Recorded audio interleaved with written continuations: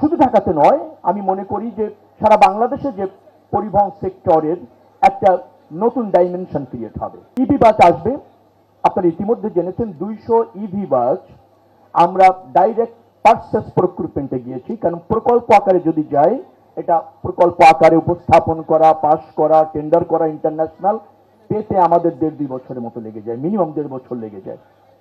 যার ফলে আমাদের যদি আমরা বলি গ্রিন ফুয়েল আর গ্রিন আপনার ট্রান্সপোর্ট সার্ভিস যদি আমরা প্রতিষ্ঠিত করতে চাই, ফসিল ফুয়েলের আধিক্য থেকে যদি আমরা বেরিয়ে আসতে চাই, পরিবেশ এবং ঢাকার মাল্টিমোডাম যোগাযোগ ব্যবস্থাপনা প্রতিষ্ঠিত করবার ক্ষেত্রে ইভি বাস এখন খুবই জরুরি এবং এটা আমাদের অঙ্গীকারের অংশ, কারণ আমরা একটা মাল্টিমোডাম সিস্টেম ঢাকাতে প্রতিষ্ঠিত করতে যাচ্ছি। শুধু ঢাকাতে নয়, আমি মনে করি যে সারা বাংলাদেশে যে পরিবহন সেক্টরের একটা নতুন ডাইমেনশন ক্রিয়েট হবে, নতুন আপনার চরিত্র ক্রিয়েট হবে, যেটা যাত্রী বান্ধব হবে, মনোরম হবে, নিরাপদ হবে। সেই জন্য ইভি বাস আসছে। তাই যে 200 ইভি বাস আমরা ডাইরেক্ট প্রক্রিমেন্টে দিয়েছি, তার মধ্যে 100 নারীদের জন্য আমরা রাখছি বিভিন্ন রুটে। তার মানে হচ্ছে রুট আরো বাড়ছে, বাসের সংখ্যা বাড়ছে, নারী বাস পরিষেবা নিশ্চিত হচ্ছে, শুধুমাত্র এই 3 জেলায় নয়, অন্যান্য বিভাগেও।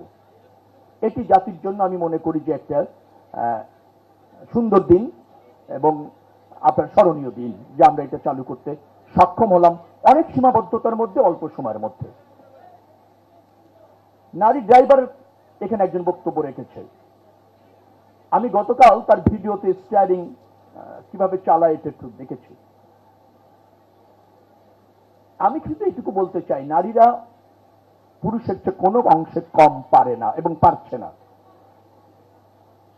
কিছুদিন আগে আমার মনে হয় যে আপনারা একটা যুদ্ধ দেখেছিলেন, অঘোষিত যুদ্ধ ভারত এবং পাকিস্তানের মধ্যে।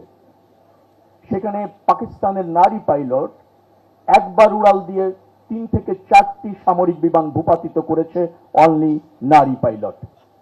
অর্থাৎ নারীরা ফাইটার প্লেন চালায়, অন্যের সীমানায় ঢুকে অন্যের ফাইটার বিমানকে ভূপাতিত করে এবং তারা গর্বের সাথে আবার নিজের দেশে প্রত্যাবর্তন করে। সেই যুদ্ধে আমার যতটুকু ধারণা ভালো করতে পারছিল না বিদায়, তার কিছুটা ব্যর্থতার দায় যিনি নিয়েছিলেন তিনিও ছিলেন নারী পাইলট, 2 দেশেরই। অর্থাৎ এত বড় একটা মর্যাদার লড়াই যখন হচ্ছে, 2 দেশের 2 নারী তা ফেস করছে। এইরকমের সম্মানিত আমাদের নারীরা, এতটা সাহসী আমাদের নারীরা। মুক্তিযুদ্ধে তারা জীবন দিয়েছে, খেতাব পেয়েছে। তখন তো আরো বেশি ব্যাকওয়ার্ড ছিলাম আমরা। আপনি যদি সেই 70-এর কথা বলেন, তখন নারীদের বাইরে আসা, নিজের মতো করে পেশা পছন্দ করা, সম্মুখ সমরে গিয়ে অস্ত্র ধরা কঠিন ছিল, করেছে তো আমাদের নারীরা। আর আমরা এখানে আজকে যারা সফল, এই স্টেজে দাঁড়িয়ে, তারাও কোনো না কোনো নারীর আদরের এবং কোনো না কোনো নারীর পৃষ্ঠপোষকতায়।